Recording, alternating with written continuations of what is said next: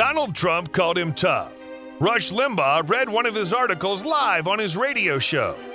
Ann Coulter tweeted that article to her 1.5 million followers and declared, "Every sentence is perfect." Ladies and gentlemen, your host, former chief editor of the Jewish Press, Elliot Resnick. Welcome to the Elliot Resnick Show, where we interview fighters and firebrands on the political and cultural battlefields. In 2017, New York City Council passed a law that banned therapists from helping men fight their attraction to other men. Dr. David Schwartz, a therapist, a Lubavitcher chassid, and I believe a Baal Tshuva, sued the city. He said, "People come to my office and ask me for help to live a proper Torah life. I don't promise results or do anything invasive. I simply talk to them and try to help them achieve their goals to the best of my ability. How can the government bar me from talking to people and helping them live religious lives?" If Dr. Schwartz had won his case against the city, that would be impressive enough. But he did even better. The city was so scared of losing and setting an unwanted legal precedent that the city council itself repealed its own law unanimously, I believe. And then a year later, the court even awarded Dr. Schwartz $100,000 in legal fees. We are honored to have Dr. Schwartz with us on the program today. Dr. Schwartz, did I accurately summarize the story? Well, I only sued the city for $1. They came up with 100,000 on their own. That was for your legal fees, no?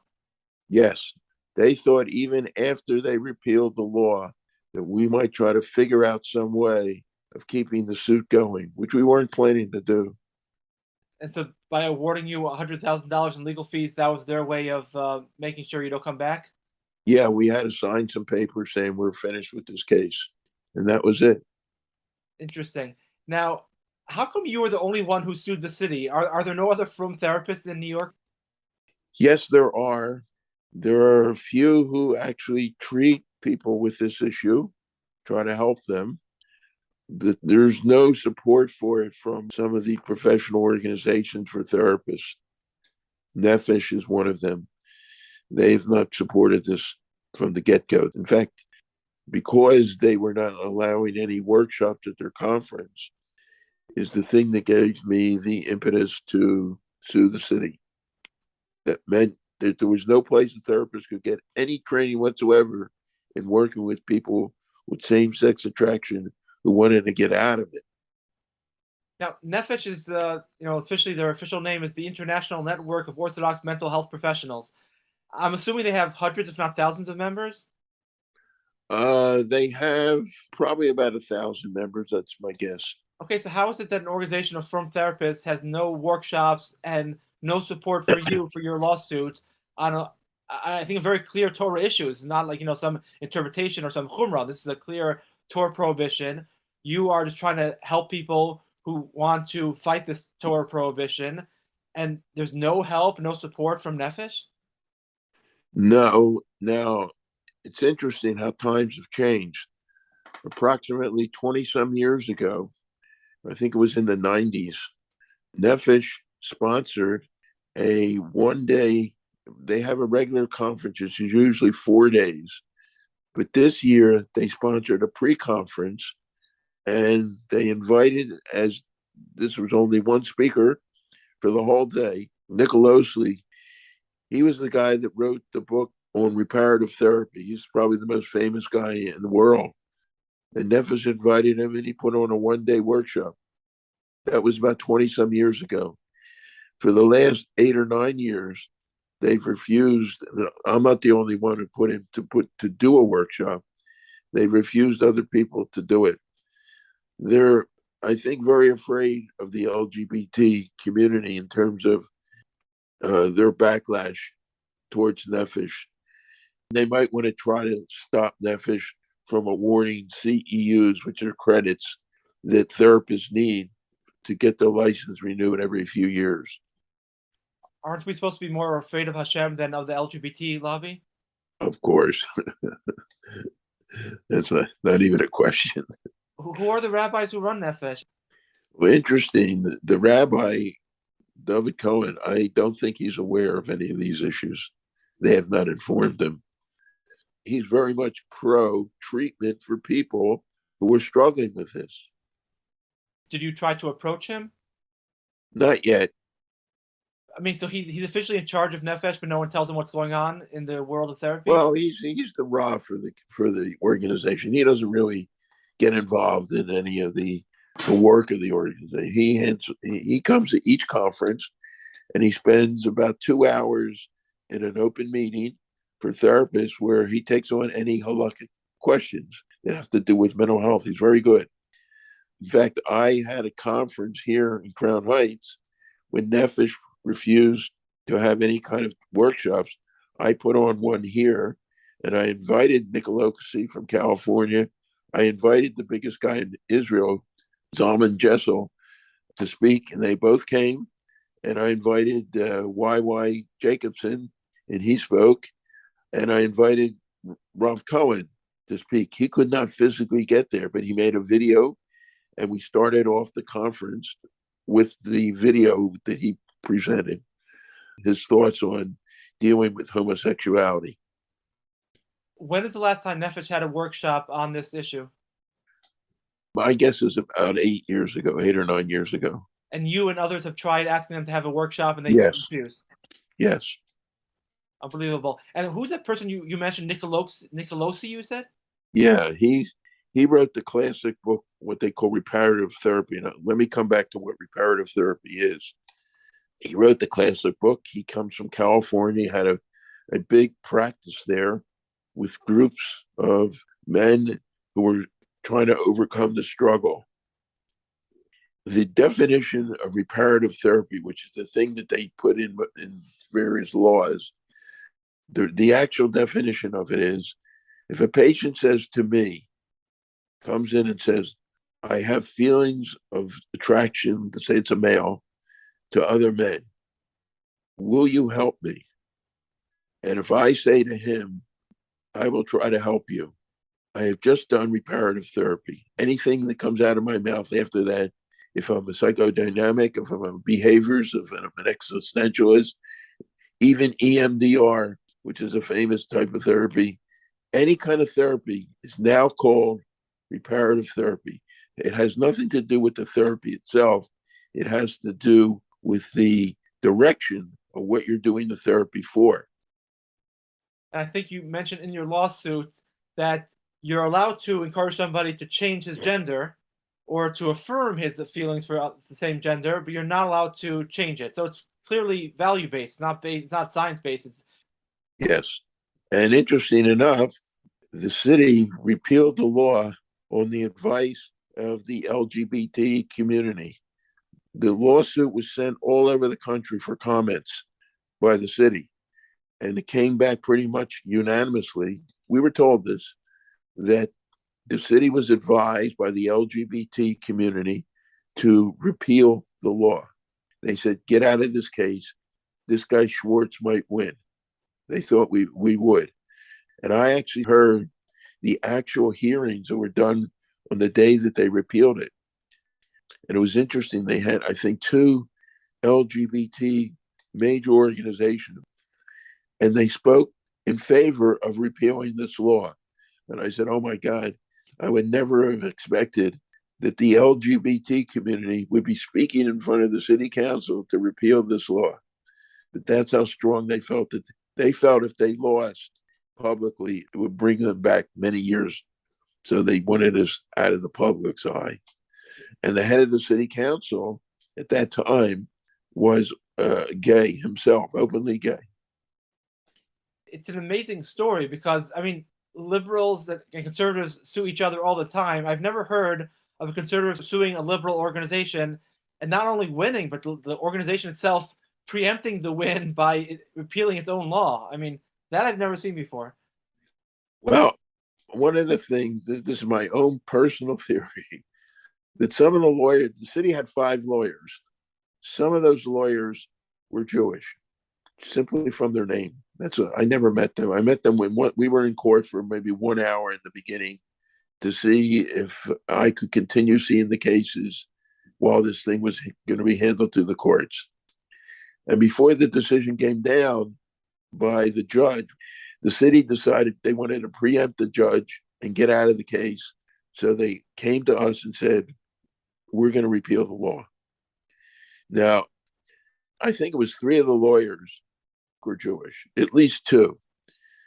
And I thought about it. I said, they knew that we were prepared to go in front of the Supreme Court if necessary.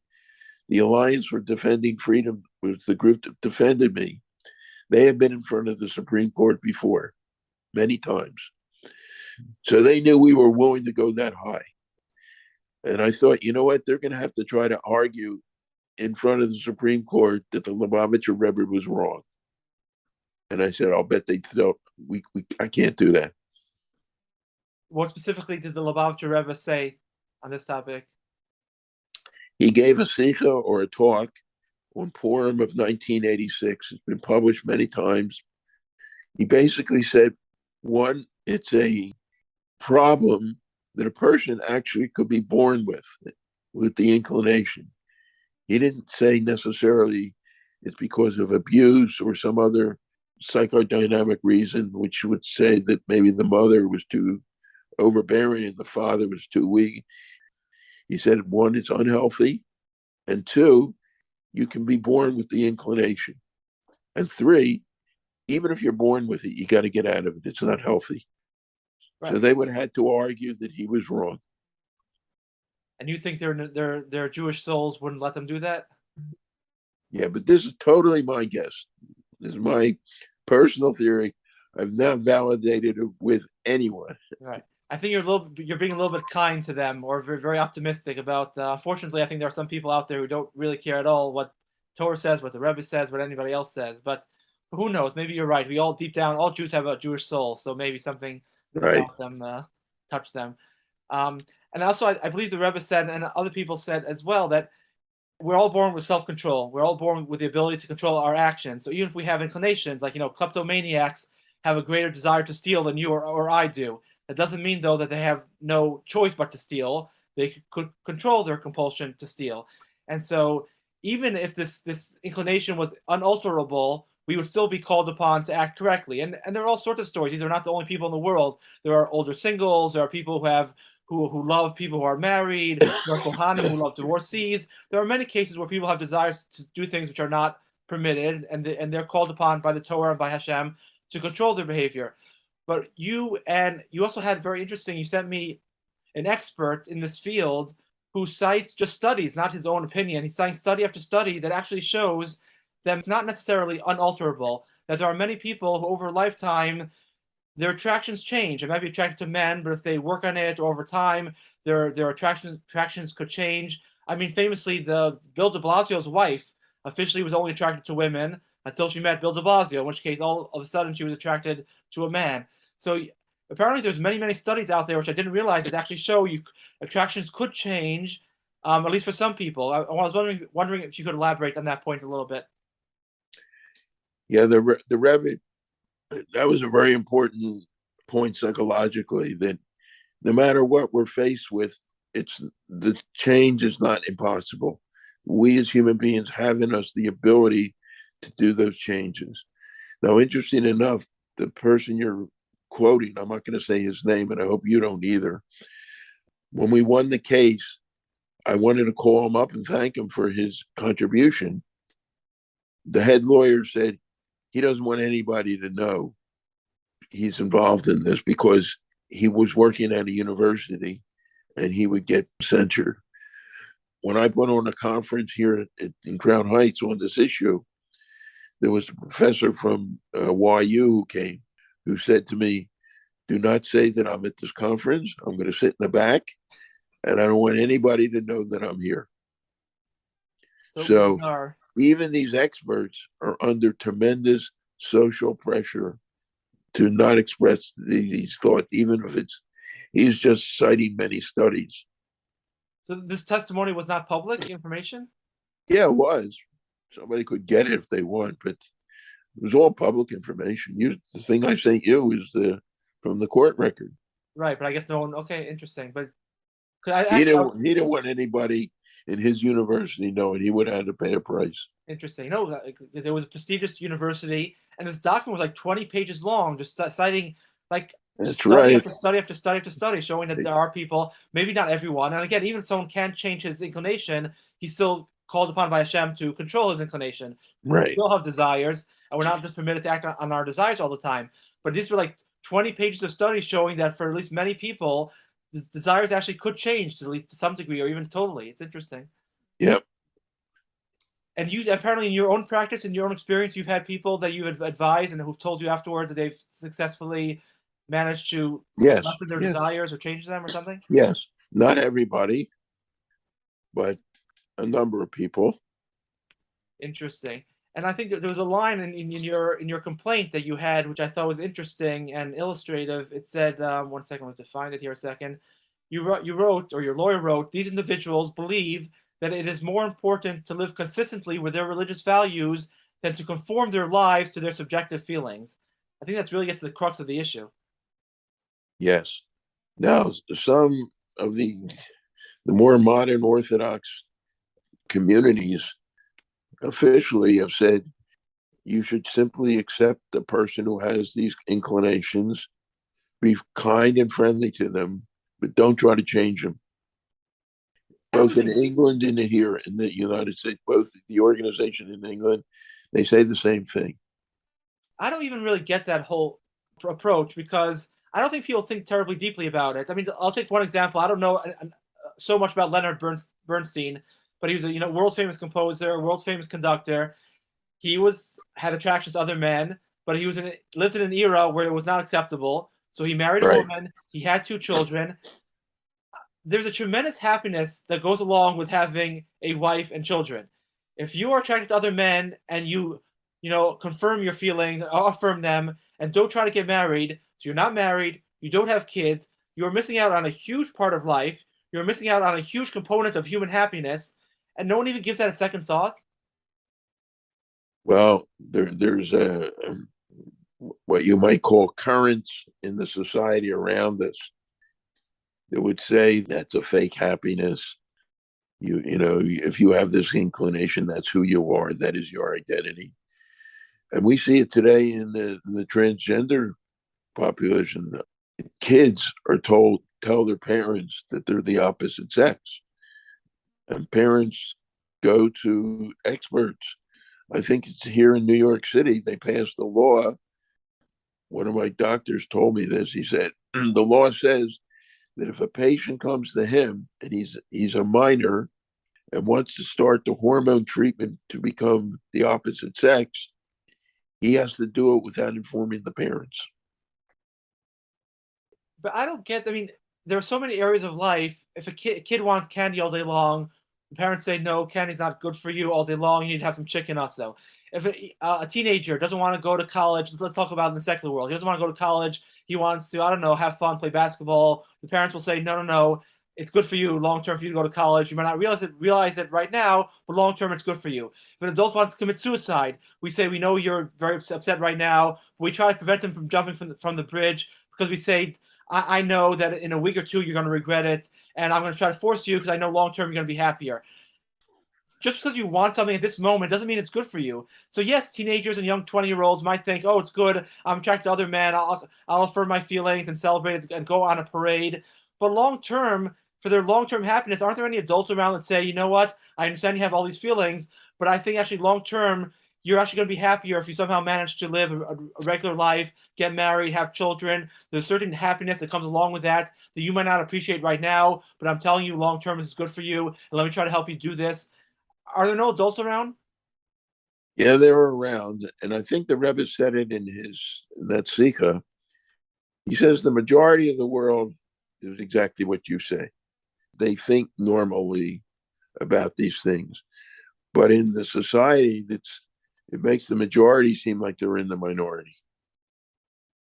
So normal people are afraid when they're faced with strong political opposition. I didn't do anything special. I just wasn't afraid of them. I'm still not. Going back to your case, were there any other therapists who said, I want to join your case and be with you? Nobody. Now, I didn't go around, asking people, but if anybody wanted to, I'm sure And my lawyers probably would have loved it if we had several therapists.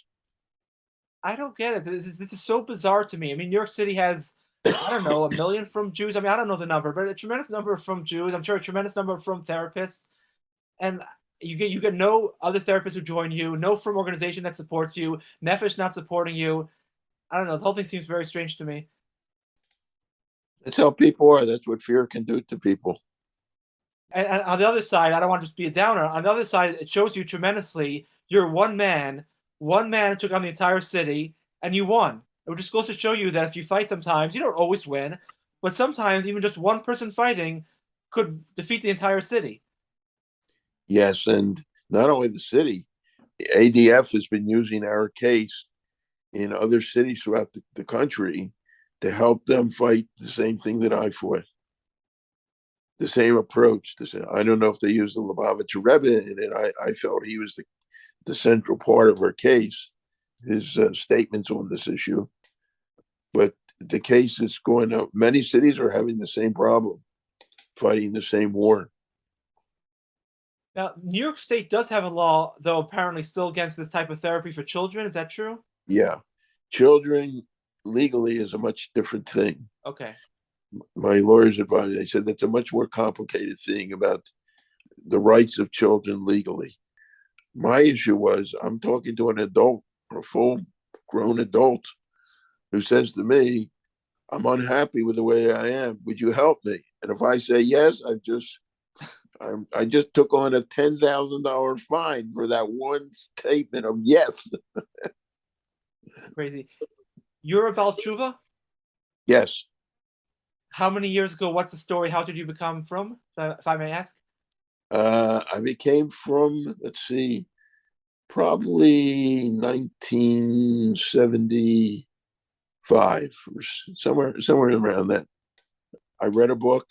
I don't even remember the title of it. It was written by a Russian mathematician. Before I went into psychology, I thought I was going to be in math and physics. Science always interested me. And this Russian mathematician said in the book, it is impossible as a mathematician to conclude there is no God in the world. He said, it is scientifically impossible to prove it as a mathematician. I don't know what he meant exactly, but I thought about that statement. So after I thought about it, I said, you know what? This guy he's a real scientist, so I found a Chabad house not far away. I went to them; they didn't come to me. And that's the beginning of this story, and gradually became from. Where was this? Where were you living at the time? In Amherst, Massachusetts, and the Chabad house was 4.5 miles from where I lived. And every Shabbos I would walk 9 miles, and on the holidays I walked 18 miles that day, but I was much younger. Whoa, that's a lot of walking. Yeah, yeah. Who was the rabbi in the area? There were two shluchim, Yisrael Duran, who's now down in Connecticut, and Yuska Gopin, who is in Hartford. Interesting. At that point, I didn't know one frum person in my entire life. Until you started going to the Chabad house. Yeah, in fact, one day I was driving on Shabbos. I didn't even know you couldn't drive. And I saw another student walking to Chabad house. And I pulled over and I said, here, hop in, I'll give you a ride there. He said, you're Schwartz, you're not allowed to ride on Shabbos. I said, you're a kid. And I said, when I got there, I said to the rabbi, I said, how come you didn't tell me you're not supposed to drive on Shabbos? He said, David, you weren't ready for it yet. Right. Going back to your case and Nefesh, what's the solution going forward? I mean, could you or someone else get to Rabbi Cohen to make sure they start having sessions on this issue? Or he's quite elderly now. I don't think they're going to change their position, even if he tells them that they should. They have support in the modern Orthodox community. So I don't think they're going to stop doing what they believe. I'm sure you're not the only one who is more conservatively inclined. Is there any movement among those other people, perhaps, to found an alternative From Therapist organization? There's a Haredi mental health group now that started. A lot of the more from people, Hasidim, joined that group.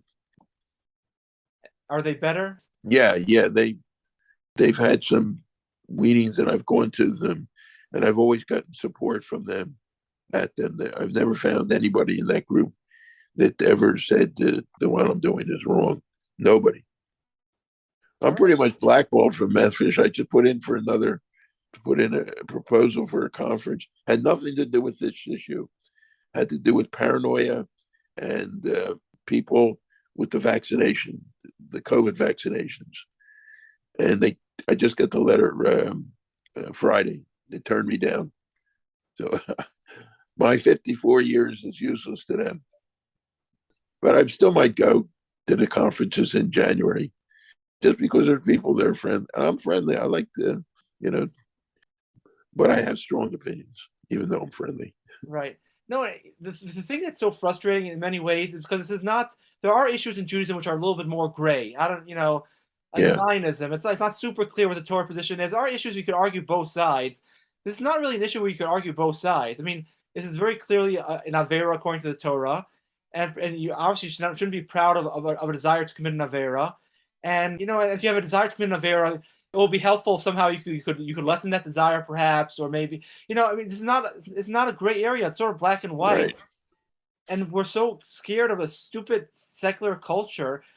The Torah was not given to a world that agreed with the Torah. Avram Ha'ivri was on one side of the world, and everyone was on the other side. We were born to be rebels. I mean, there are generations where we're less rebels. So maybe 100 years ago, society was a little bit more moral, so we were less of a countercultural. But the Torah was not given to coincide with what's going on in society. And to call yourself frum or orthodox and not to stand up to orthodox Torah values is so strange. Well, it's hard. I talked to some graduates of social work school who are from Hasidic guys, and they said they just had to keep their mouths shut while they were in graduate school. They couldn't really say any of this stuff. They would have been kicked out. I would have never gotten through graduate school. I would have been kicked out. And the thing with liberalism, there's no end game. Every few years, the rules change. So then, first it was this issue, then it was transgenderism. Maybe 10 years from now, it'll be bestiality. Maybe 20 years from now, it'll be incest. I mean, there's no reason why it shouldn't be. I mean, the taboo against incest is no better or no worse than the taboo against homosexuality. It's all subjective, really. I mean, from our point of view, it's objective. The Torah says no. But if you don't have the Torah, it's all subjective. So person A is disgusted by incest. Person B is not disgusted by incest. I mean, there's no rhyme or reason why one should be more disgusting than the other if you don't believe in objective truth. It's true. When I went to graduate school in 1966, I went to the University of Michigan, the social work school. That's where I got my first degree. And the school was the number one school in the United States in social work. They had the top rating. I remember I had just finished undergraduate school. Now, there are two types of social work students. There were ones who were like me, which was the majority, who just finished undergraduate and went on to graduate. And then there were other people who were maybe in their 30s or 40s or 50s who decided they were out working in the world and they wanted to come back. So they were older, they were more mature. And I remember in the class where they were discussing incest, I said something in the class like, I can't get my head around how people do incest. And it was a minister who came from the South. And he said in his strong Southern accent, David, where I come from, in the backwoods, there are a lot of fathers that have sex with their daughters before they get married. In other words, he was used to these aberrations and even saw it where it was considered normal in certain backwoods counties. And I just couldn't get my head around it, that people would think that way. We even want to do that. And he was telling me, well, where I come, it was kind of normal, little. So we as people can get to make things that are really crazy normal. I did some studying on the Jonestown mass suicide, which was I think, in the 70s. Many of those people, the greater majority, were what we call normal individuals, college educated, family oriented.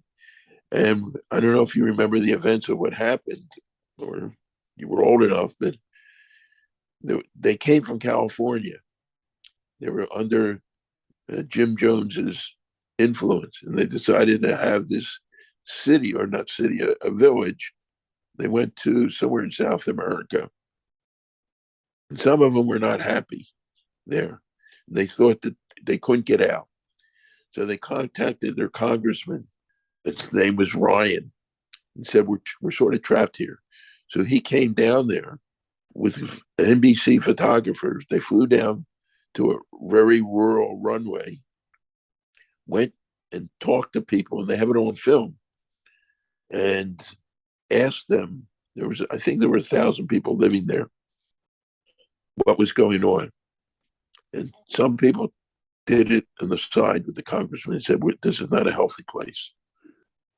So he said, I'll try to help them. They went back to the plane, which had landed on the runway, and Jim Jones sent a squad of killers who killed the congressman. They killed the NBC cameraman. I think they might have killed one other person. It's all on film. The cameraman, as he was dying, it was still filming it. Then they went back to the village, and Jim Jones said to everybody, the world's coming to an end, and we have to all die. Me too. And he had this huge vat of poison. And I think it was about 900 people. Normal people gave their children poison to die. They took it too. I wondered, how could normal people get that crazy where they would do something? And I understand it can be done. We're all influenced by society around us. We should never forget that. And we can start doing things that are not healthy. It can happen. You can get caught up in things. And it was a very important lesson, what they did. They told me that even very normal, healthy people can get influenced and do very destructive things. Interesting. Last question. You mentioned that you were thinking of becoming a scientist or mathematician. So I have a sneaky suspicion maybe that's why you're so normal, because I think... No, just the opposite. I went through 3 years of college in mathematics and physics. By the third year is when I switched into psychology. But I looked around in the class and I said, oh my God, am I one of these crazy mathematicians? I see. No, okay, I get your point on that. But I think mathematicians, maybe, and scientists, their minds, their brains think a little bit more straight, a little bit more sharp. They think more logically. Yeah, so less emotionally. Yeah, so maybe that's why you're the only one who sued the city and had the courage and wasn't scared and wasn't influenced by the societal trends and ideas and whatnot. I didn't see it at the time as me being courageous. I just felt it was a necessary thing and had to be done. That's all. All right. Well, I hope the listeners of the program are inspired by you to also stand up and do the right thing when the time calls for it. And we all will have that opportunity in some way in our lives, all of us, to do the right thing when there's people are telling us it's wrong. And we all have the strength and the willpower to do the right thing. Thank you so much again for joining the program today, Dr. Schwartz, and Yasher Koach to you for your fight. Okay, thank you, Ellie. Thank you. Be well. All right, that does it for us.